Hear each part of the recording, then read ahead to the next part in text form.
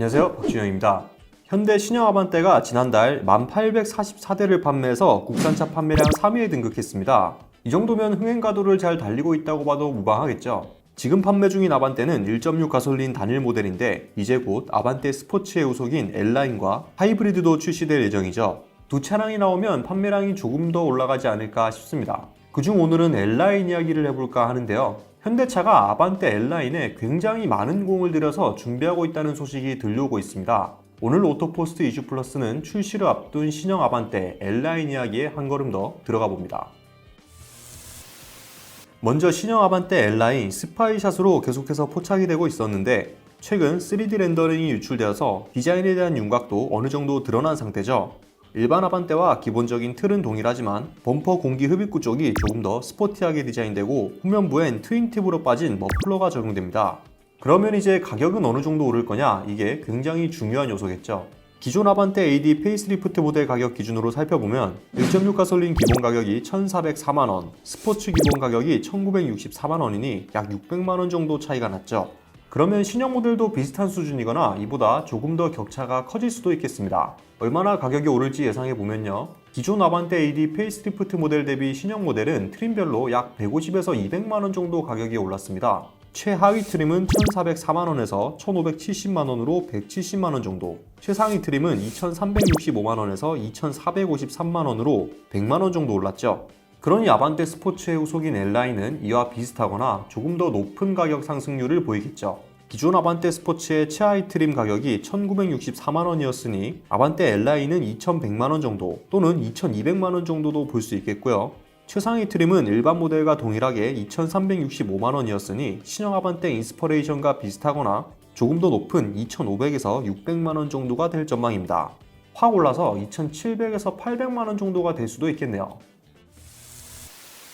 가격은 그 정도가 될 것 같고요. 그러면 L라인은 어떤 점이 바뀌냐? 이게 사실 가장 중요한 거겠죠. 퍼포먼스의 개선 이런 건 사실 너무 당연한 거고 신형 아반떼가 출시되었을 때 많은 분들께서 궁금해하셨던 궁금증도 해결이 되었습니다.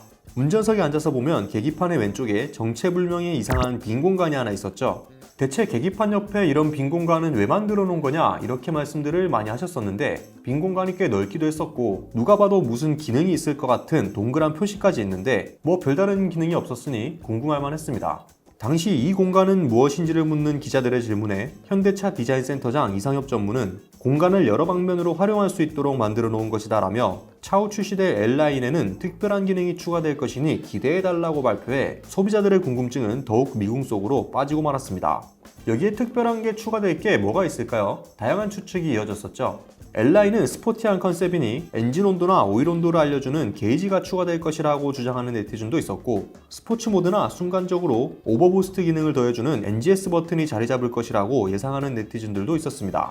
그 궁금증이 이제야 해결됐는데요. 최근 유출된 내부 자료를 보니 아반떼 L라인에 적용된다는 특별한 기능은 바로 드라이브 모드 셀렉트 버튼이었습니다.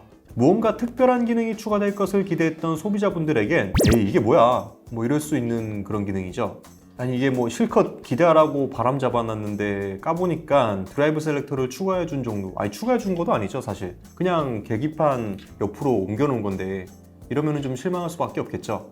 현대차가 드라이브 모드 셀렉터를 왜 계기판 왼쪽으로 배치했는지는 아직 알 수 없으나 기존에는 기어 노브 옆에 있던 버튼을 단순히 계기판 왼쪽으로 옮긴 거라면은 글쎄요. 이게 여기서 어떤 더 부가 기능이 추가될지는 잘 모르겠습니다만 이게 끝이라면 좀 당황스럽기는 합니다.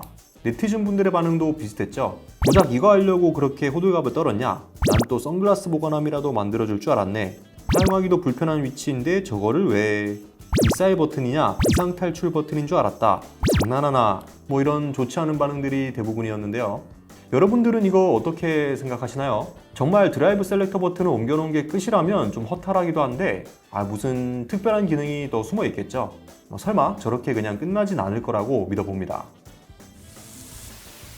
신형 아반떼의 L라인, 원래는 하이브리드와 함께 6월에 출시될 예정이었는데 일정이 연기되어서 이르면 이번 달 중으로 나올 전망입니다. 신형 모델인 만큼 화끈한 퍼포먼스를 보여주길 기대해보고요.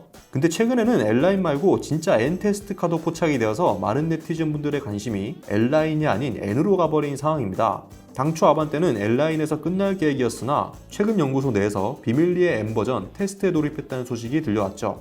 근데 이게 수요가 있어야 공급도 이루어지는 거니 먼저 아반떼 N라인을 출시해서 시장 동향을 살펴본 뒤 N 출시가 결정될 전망입니다. 여러분은 신형 아반떼 N라인에 대해서 어떻게 생각하시나요? 준중형 차 시장에 좀 색다른 임팩트를 줄 수 있을지 아니면 그냥 아반떼의 출력을 좀 높여놓은 수준의 자동차가 될지 지켜봐야겠습니다. 기존 아반떼 스포츠가 워낙 좋은 평가를 받았었기 때문에 그래도 개인적으로는 좀 기대가 되네요. 오늘 소식은 여기까지고요. 또 다른 다양한 의견들은 댓글로 나눠주시면 감사드리겠습니다. 그리고 영상이 좋으셨다면 구독과 좋아요도 부탁드립니다. 오토포스트 이슈플러스였습니다.